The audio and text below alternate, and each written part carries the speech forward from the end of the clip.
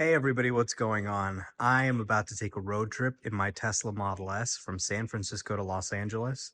So I just wanted to make a video today to talk about taking a road trip in an electric car and what the experience is actually like. These days you hear so much misinformation, so much fear, uncertainty, and doubt in the media to convince you that electric vehicles are just terrible.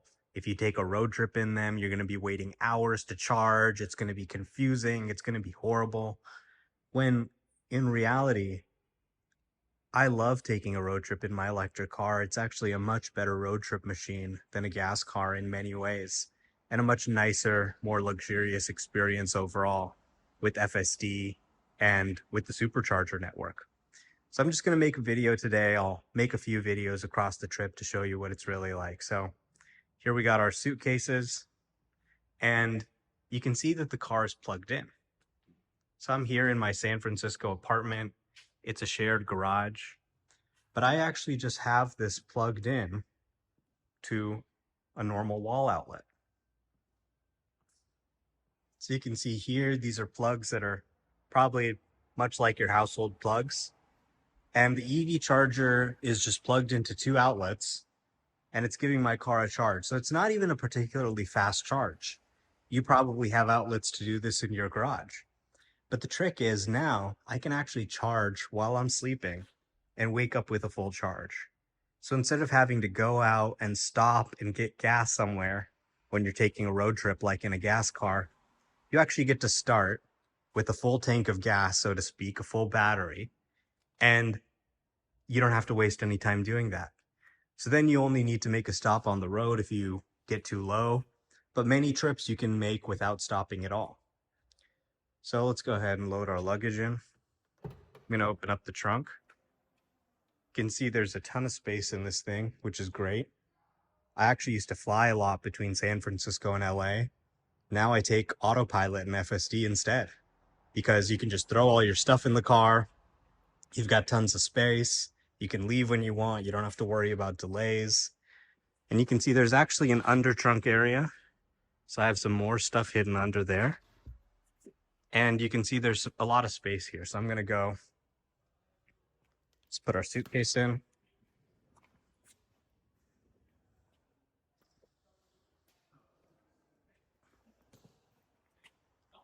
All right. Let's get the suitcase. There we go. So our suitcase is loaded. Now I'm going to take the power cord, just unplug it.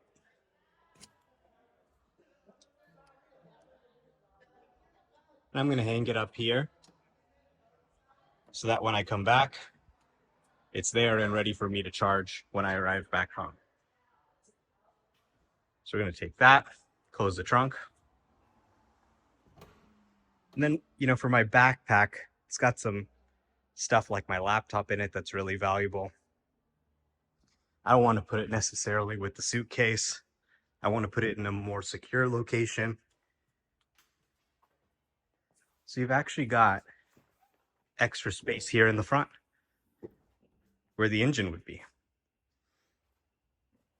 So if your trunk's all full, and that's a pretty big trunk area, you can just throw some more stuff here in the frunk, as they call it.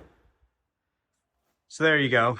We're ready now to leave, and I'll keep you updated on the journey. All right, so now we're in the car, and if you believe what you've read in the media, it's a total disaster. You don't know where to charge. You're going to be waiting in line for hours, and it's just going to be a horrible experience. When in reality, there's so many fast chargers. You can see the status of all of them from your screen. And all you have to do is just say where you want to go, and the car will take you there. That's it. So let me just zoom out on the map here, and let me show you the chargers. So these are the charging locations. The red are the fast chargers. So right away you can see there's 4 fast chargers here in San Francisco. These can charge your car up in 15 to 30 minutes, depending on how much charge you need. And as you expand out the Bay Area, you can see there's all these chargers. And you notice how some of them have the clocks on them and some of them show numbers on them. Well, those numbers are actually the number of free spots. So I can see here, for example, at the Sunnyvale station, there's 7 stalls available out of 16. And I can see how fast it is. I can see that there's 1 stall out of order. And it even shows me a demand forecast for when the charger is going to be most crowded. So I can actually know that there's going to be a charger available for me when I get there. I'm not just showing up and waiting in line. And for example, this one has a line. It says less than 5-minute wait time. There's 12 stalls, they're all taken. So I know, okay, don't go to the Saratoga station. I can go to, for example, the San Jose station as well and use that without waiting. So all the information is here, and your car actually takes in all this information for you and makes a plan without you doing anything. So I'm here, my battery is at about 89%. So let me just say, for example, that I want to go to the Beverly Hilton. Take me to the Beverly Hilton. So it says, okay, you mean this Beverly Hilton in Beverly Hills, California, that's 342 miles away. Yes, that is the one I mean. So it's going to route there.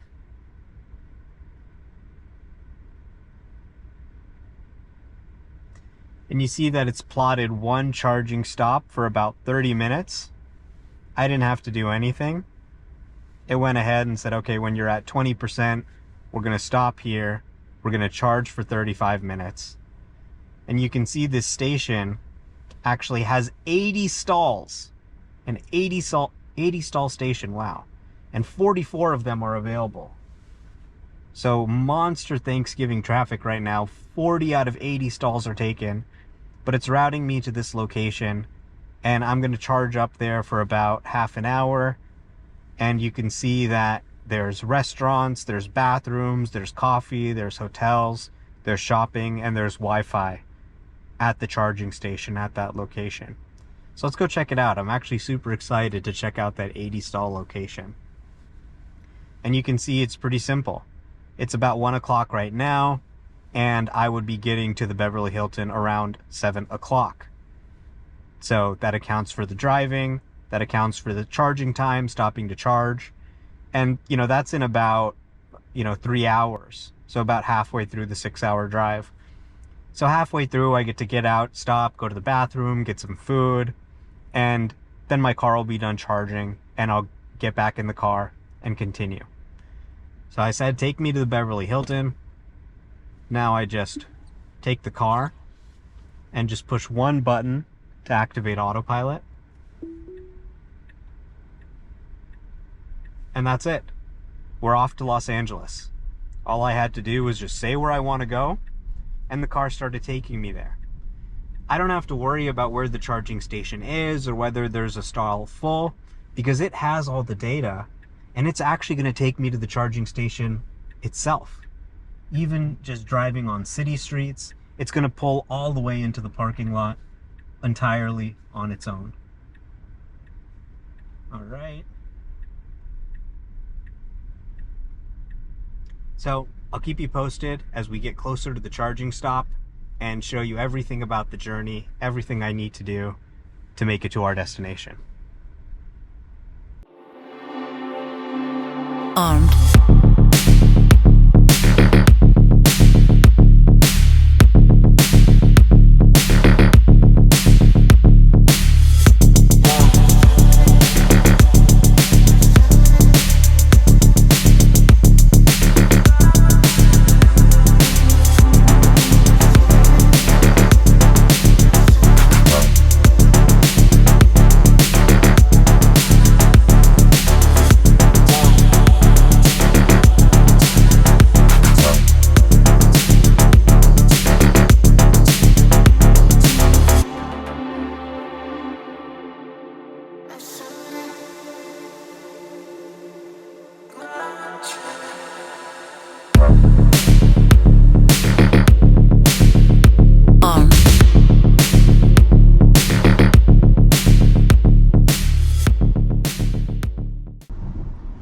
All right, so I'm here on the highway. We made it out of San Francisco, and I haven't had to turn off the autopilot system yet.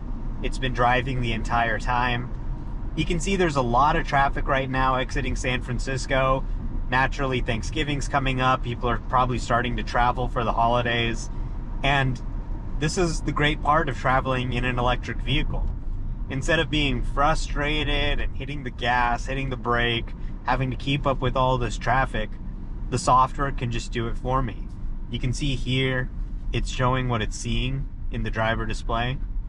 And I don't really have to worry about anything. I can listen to music, kick back, relax, and watch the road, of course, to make sure the system doesn't make any mistakes. But for this kind of traffic, going 10 miles per hour, bumper to bumper, it can handle it pretty well. And I don't really have to worry about much. Not only can it keep up in traffic, but it'll make sure you don't miss the exit. It'll change lanes. It can even change lanes in very heavy traffic like this. Make sure you make the freeway interchange, make sure you make your exit, and make sure you get to your destination. So again, all I had to do is just say where I want to go. The car started taking me there.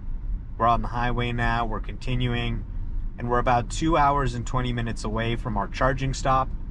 It looks like we've actually improved. It said we were going to get there with 20%. Now it's actually saying 24% because of the traffic. There's been rain, there's been bad weather. No problem for the autopilot system. So let's keep going, and I'll bring you guys back in when we get to the charging stop in 2 hours.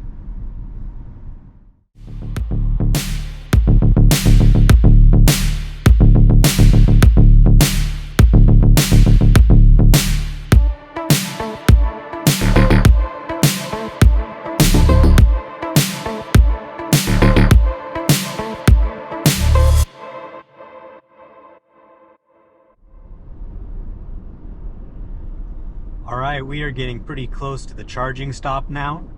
We've been driving for just over 3 hours, and we're about 2 minutes away from the charging stop. So the car's gonna have to get over and make a lane change and take the exit for the charger here. So we're at around 20% on the battery. We left with about 90%. So we've used about 70% or a little over 2/3 of the battery, and we've been driving for 3 hours. So if you were to really go from 100 to 0, we're talking probably about 4 hours of driving. At that point, it's not really about the charging, right? I'm actually stopping to charge, having only used 70% of the battery. But the limits of my stomach, my bladder, are actually less. All right, so we're making a lane change here to the right to get over and take the charging stop. I don't have to worry about it. It knows where the exit is. It's gonna take it all on its own, just like you saw there. And I actually haven't taken control. I haven't driven since we left for San Francisco. I gave it a couple pushes, but it's been doing the same thing. So, you know, I'm hungry. I haven't eaten all day. I'm gonna eat, go to the bathroom while the car's charging, and freshen up, stretch my legs a little bit. So it's really not any inconvenience at all. I probably would want to stop anyway during a long drive like this. So that's what we're gonna do now. So we're getting off at the traffic light. We need to make a left turn. You can see that the light is red, and there are cars going in both directions.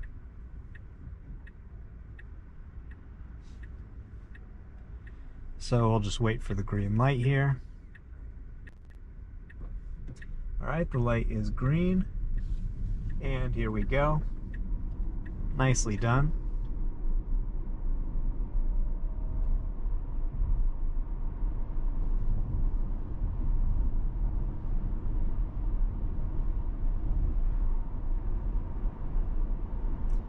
Oh, wow. I think I see the charging station. And it's got solar. Yeah, wow. Looks very nice. So now that I'm here, I'm gonna take control of the drive. Pull into the charging station, find a spot. Let's see. Tesla EV charging only. Yep, that looks like me. And you can see that they've actually got solar panels above all the charging stations there. So the energy comes in, it helps charge the cars just from the sunlight. So, do I need to wait 2 hours to find a spot? No, you can see there's actually a ton of Teslas here, and there's actually lots of spots open because this is such a huge station. So I'm going to go ahead and find a nice spot away from everybody else.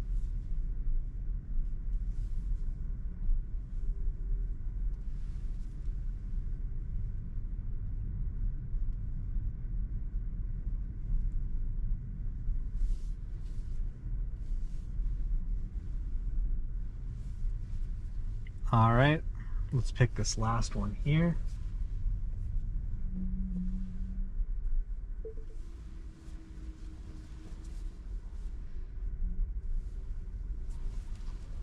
And we're going to pull in.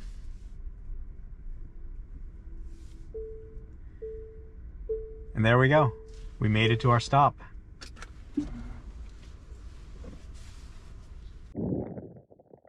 So here we are at the charging station. You can see the solar canopy there. So pretty cool that you got solar panels right above the car, not only providing shade, but also helping to charge the car.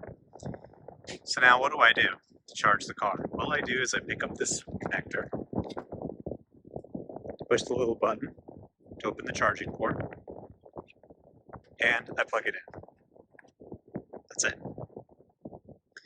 Now it's charging. I don't have to pay. I don't have to do anything else. It reads my card on file. And you can see here it says, time to complete charging, 30 minutes. So now I've got 30 minutes to go to the bathroom, get some food, and when I come back, my car's going to be all charged, ready to go, and I can continue my trip.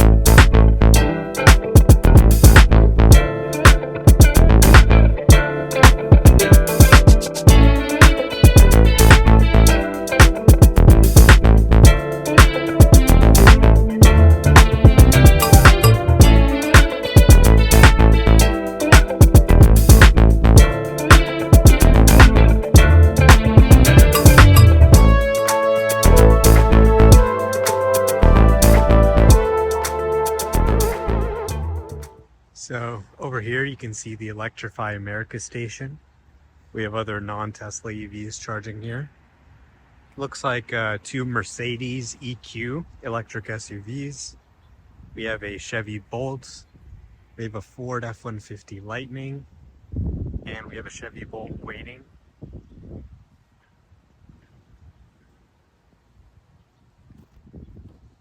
Over here you have a few more chargers. Looks like there's another F-150 Lightning.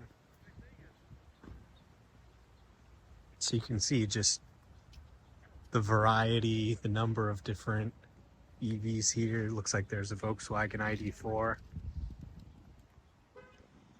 And over here, of course, you have more Tesla chargers. So as if that 80 stall station right over there wasn't enough, they've also got these chargers over here. And this is Harris Ranch. There's a restaurant inside. I just went inside, used the bathroom, had a bite to eat, and now I'm heading back to the car. So just look at how many EVs there are traveling, charging right now, and all without any issue. They're just going inside, having a bite to eat, using the bathroom, visiting the gift shop, and heading back out to their car. It's not some horrible experience that you read about in the media.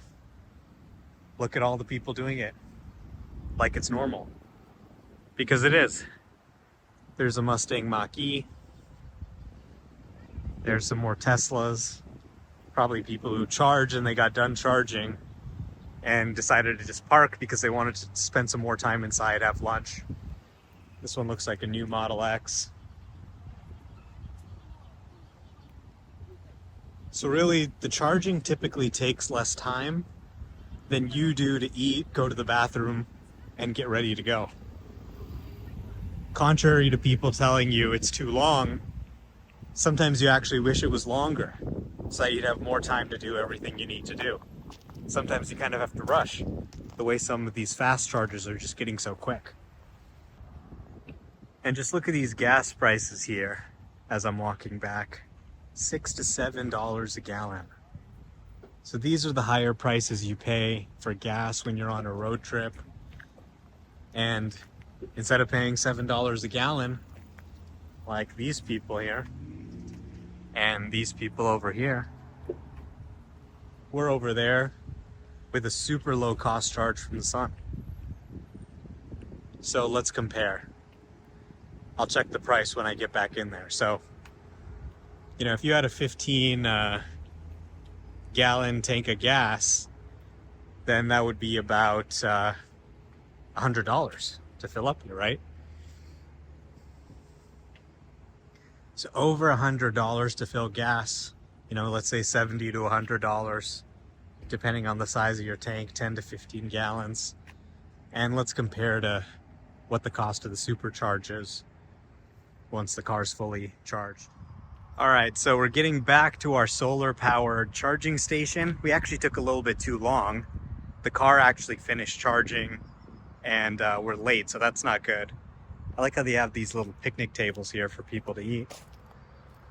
But now we're done, so we just take the plug. You can see it's green, which means it's done. Unplug it, put it back, and now we're ready to go. So you can see here we actually got more charge than we need. We're now at 94%. Normally you don't really care to go over 90 because it's... So we're arriving at the Beverly Hilton with 22%, which is actually way more than we need because the Beverly Hilton actually has a charger there already. So you really only need a few percent, get there, and they can charge you up at the hotel, get you back to 100% and ready to go back. So there you go, we're fully charged. So let's go ahead and take a look at the charging receipt, and we can see that it was $25 to charge. So more than $100 for a tank of gas at the gas station right next door. And here during peak hours, $25 to supercharge. So much, much lower cost, even at the supercharger stations, which are much higher priced than charging at home. So this is my one charging stop. I'm not going to be able to make it all the way to the Beverly Hilton with 22% remaining. Well, I'm not actually going to the Beverly Hilton, but just as an example, I could make it there with about 22% remaining. All right, hey everybody, I am still here at Harris Ranch. I finished charging, but I had some more stuff to do. I wanted to finish eating. I checked Twitter. You know, Sam Altman got fired yesterday. Now apparently they're trying to bring him back to the board. So I got distracted with that for a bit. The point is, it didn't really take me any extra time to charge because I wanted to stop anyway. I don't want to just drive for hours and hours. The car can go for 3-4 hours. Then you stop, you do what you need to do, you get back. A lot of the times the car is actually done before you're done, such as in this case. So you can see I was eating, I was watching some Netflix while I ate. And yeah, so now let's get back on the road. So I just pushed this button to auto shift. And I'm gonna reverse out of this parking spot.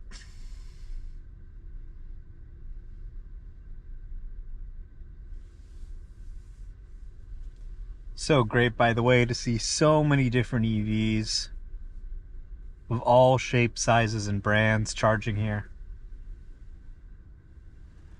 All right. Take me to La Venta Inn. All right, yeah, that's right, take me there. And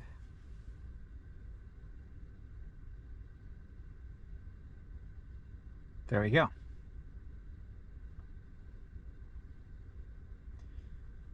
So looks like we'll arrive there with about 13%. Very good. So let's go ahead, pull out of this parking lot, and turn on the full self-driving.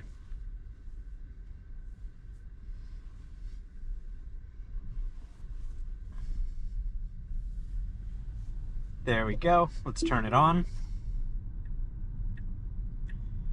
And we're back. So now it's going to take me the rest of the way there. I got about 3 more hours of driving, and then I'm going to arrive at my destination. So I'll check back in with you guys once we get closer to the destination.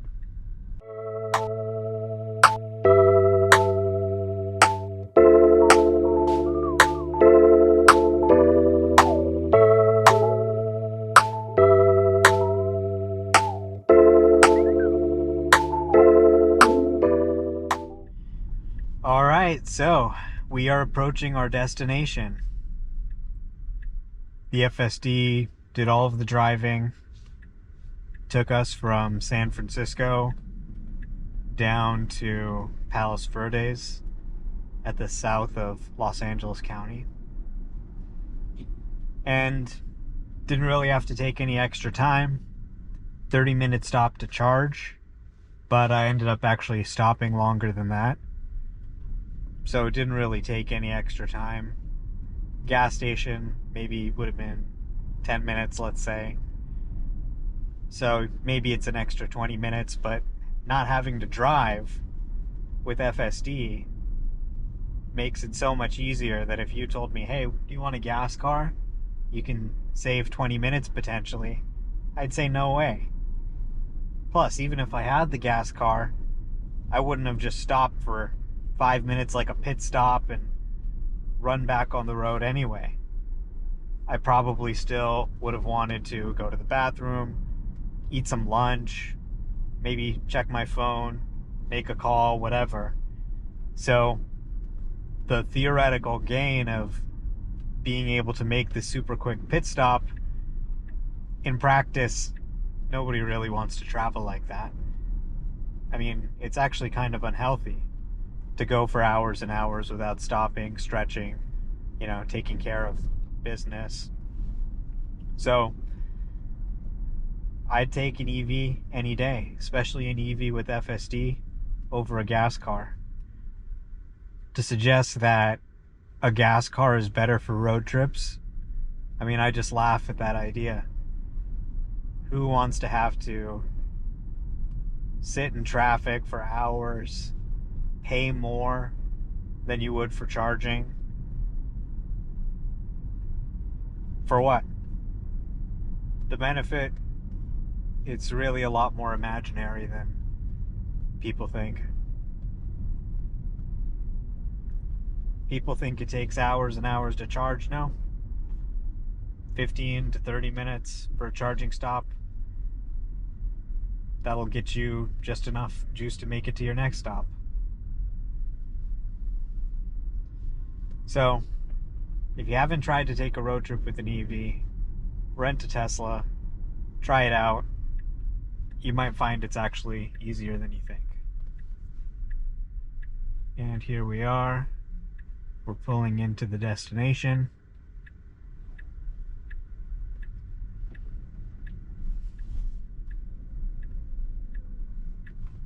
And there we go. Thanks everyone for watching. We made it. So we've made it to the final destination. We're in the garage. And the last thing you do after you arrive is you just plug the car in. So we take this cord, press the button, just like at the station.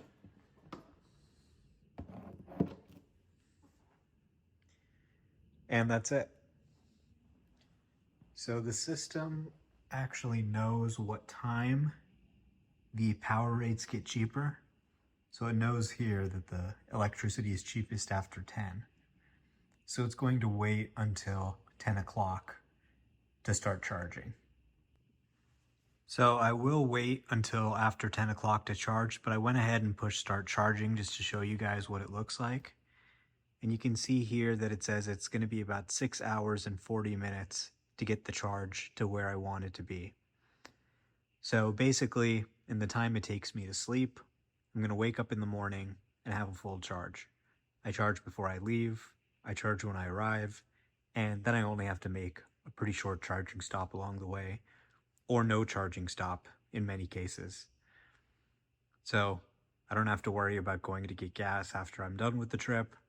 I'm all fueled up, and everything's pretty easy. So go ahead, give it a try yourself, and yeah, I think a lot of people would like it. So let's recap the trip. Our electric vehicle traveled over 400 miles at speeds of up to 87 miles an hour, with rain, with traffic, and other obstacles, without a problem. With just one 30-minute charging stop, our Tesla was able to make it all the way from San Francisco to Palos Verdes without any trouble at all. The trip cost about $35. That includes $25 for supercharging, plus about $10 for the cost of home charging. This is much lower than the cost of gas, as we'll see. You can see a similar trip a couple weeks ago took $37, so it's pretty consistent, and I've only spent about $100 in the last month. FSD handled the entire drive. Here you can see the 2 3-hour FSD sessions. This added up to 405 miles out of the 407-mile journey. Now let's compare this to another car, like a BMW 7 Series, which is comparable to the Tesla Model S. You can see it gets 28 miles per gallon compared to 120 for the Tesla. Doing some quick math here, if we traveled 407 miles at 28 miles per gallon for the BMW, that's about 14.5 gallons of gas. If you look at the $6.80 price for gas at the stop where we charged, that would be about $98. If you got gas in San Francisco instead, at $5.52 a gallon, a little bit cheaper, that's about $80. So about $80 to $100 compared to $35 for the EV charging. So not only did we not have to drive the EV, it's less than half the price of taking the same trip with gas. If you've never taken a road trip in an EV before, go get a Tesla and try it out. Pretty soon, you won't want to be taking a road trip in anything else. Thanks for watching the video.